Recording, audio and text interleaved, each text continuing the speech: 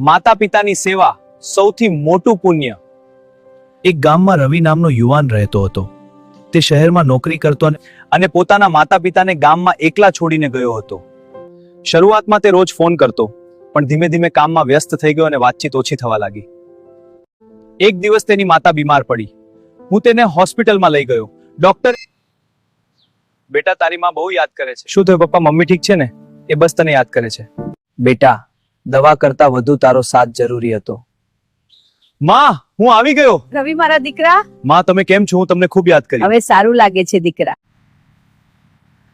માતાએ ધીમે કહ્યું, માતા પિતા માટે પૈસા નહીં, પ્રેમ અને સમય સૌથી મોટું છે. મને સમજાયું કે આ જ સાચું સુખ છે. ત્યાંથી રવિએ નક્કી કર્યું કે હવે તે રોજ માતા પિતાની સેવા કરશે, તેમની સાથે સમય વિતાવશે અને તેમનું માન રાખશે.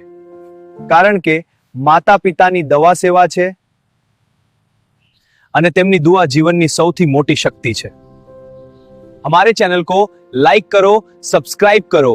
गिरनारी आर्ट्स.